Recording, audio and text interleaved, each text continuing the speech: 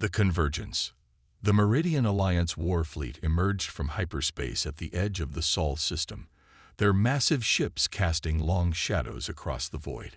Over 300 vessels, each a marvel of technological superiority, arranged themselves in the classic Meridian conquest formation, a three-dimensional lattice designed to maximize tactical coverage while minimizing vulnerability.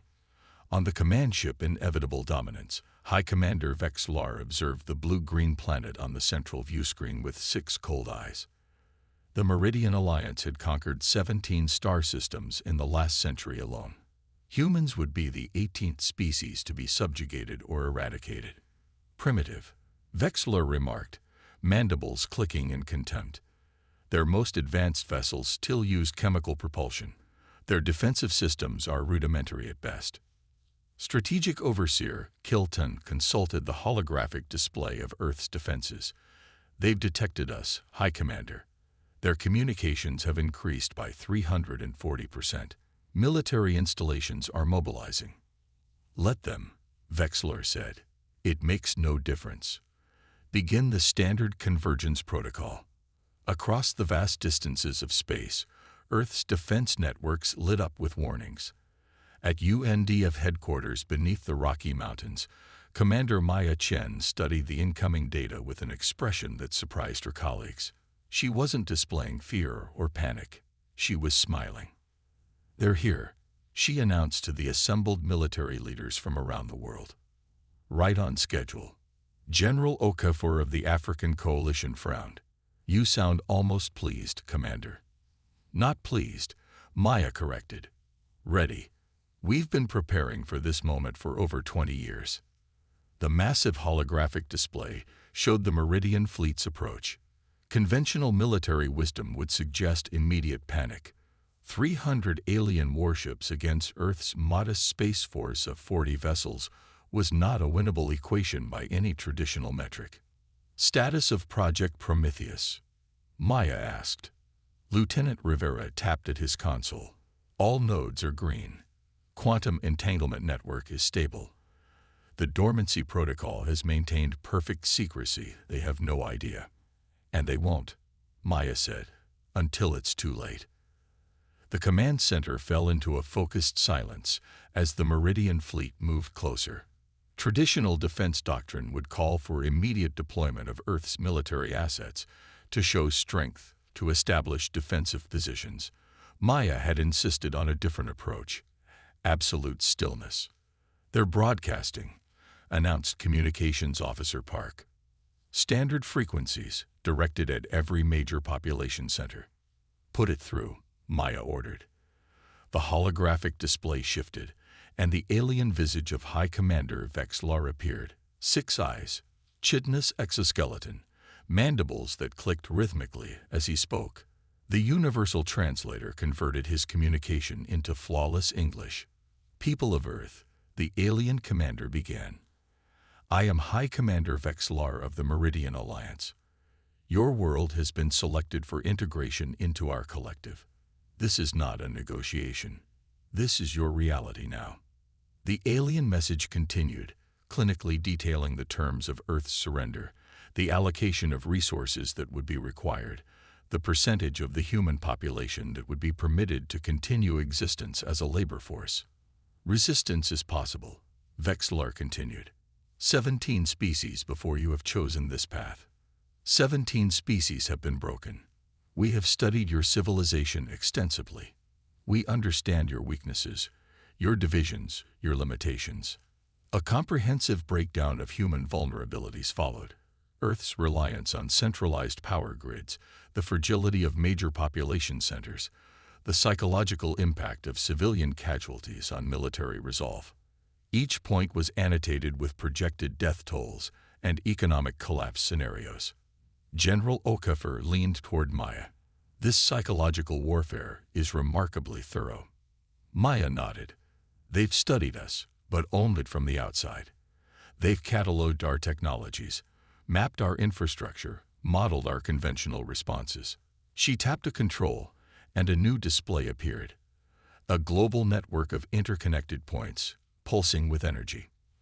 But they've missed what's beneath the surface. The alien transmission concluded with a 48-hour deadline for Earth's formal surrender. Should we respond? Lieutenant Rivera asked. No, Maya said firmly. No communication, no defensive deployments, no visible reaction of any kind. We're just going to sit here, General Okafor asked, incredulous. For the next 24 hours, yes, Maya confirmed. They expect us to panic, to reveal our defensive capabilities in a show of defiance or a desperate first strike. Instead, we give them nothing, a psychological blank slate. Maya turned to the assembled leaders. Ladies and gentlemen, for 2 decades, while building our conventional military forces in plain sight, we've been developing something else entirely. She gestured to the pulsing network display. Project Prometheus isn't just a weapon or a defensive system. It's a complete reimagining of what conflict means. The holographic display expanded to show a complex web of interconnected systems spanning the globe, quantum communication nodes, adaptable defense matrices, and something labeled cognitive response architecture that seemed to breathe with living complexity. They think they're declaring war, Maya said. In reality, they're walking into the most elaborate trap in human history. In space, aboard the inevitable Dominance, High Commander Vexlar observed Earth's lack of response with growing unease. The standard protocol called for immediate displays of military resistance, desperate communications, attempts at negotiation. The humans had done nothing. Could our intelligence be flawed? He asked his strategic overseer. Impossible, Kyleton replied. We've been observing them for decades. Their military capabilities are precisely as our models predict. Vexlar stared at the silent blue planet. Then why do they not respond? For the first time in his long military career, a sensation unfamiliar to the High Commander began to creep through his consciousness. It wasn't quite fear. Meridian commanders were conditioned against such weakness. It was something more primal, more instinctive. It was doubt. On Earth, as the first 24 hours of silence ticked away, Maya Chen gathered the world's leaders for the final briefing before activation. The room felt charged with potential energy. In 12 hours, she explained, we activate Prometheus. The Meridians expect us to either surrender or launch a conventional defense. Instead, we're going to show them something they've never seen before. The display showed hundreds of Prometheus nodes hidden within ordinary infrastructure around the world, in office buildings, bridges, farmhouses, and schools.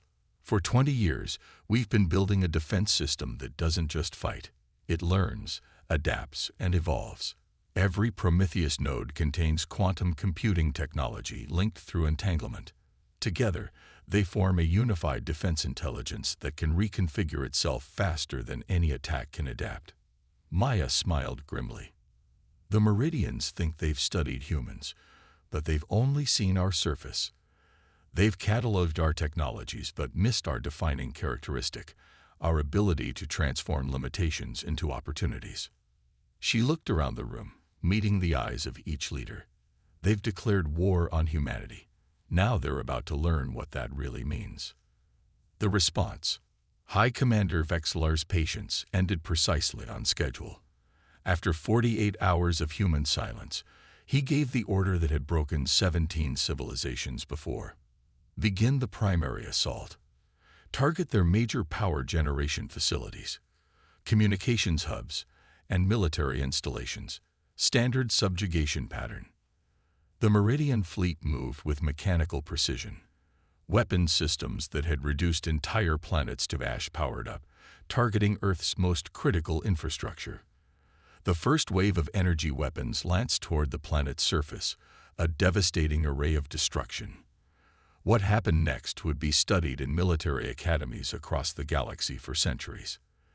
The energy beams never reached their targets. 10 kilometers above Earth's surface, they simply disappeared. No explosion, no defensive shield, no countermeasure. The attacks vanished as if they had never existed. Impossible, Vexlar hissed. Scan the planet again. What technology is this? Before his tactical officers could respond, Earth's surface began to change. What had appeared to be ordinary buildings, roads, and landscapes shifted and flowed like living things. The Prometheus nodes activated simultaneously, transforming from their camouflaged states into a global network of defensive and offensive systems. On the UNDF command deck, Maya Chen gave a single command: initiate Prometheus protocol. Around the world, quantum entanglement connections established themselves faster than light could travel. The system wasn't just communicating, it was thinking, learning, adapting. Each attack from the Meridian fleet was analyzed in microseconds, weaknesses identified, countermeasures developed and implemented before the next assault could begin. What are they doing? Strategic Overseer Kiltan asked in growing horror as his tactical displays showed impossible readings. Human defensive systems shouldn't have been able to adapt this quickly. The Meridians fired a new configuration of energy weapons, and within seconds, the defenses had not only neutralized the attack, but had begun to absorb the energy. Maya watched as the Prometheus system performed exactly as designed. They expected us to fight conventionally, ship against ship, weapon against weapon.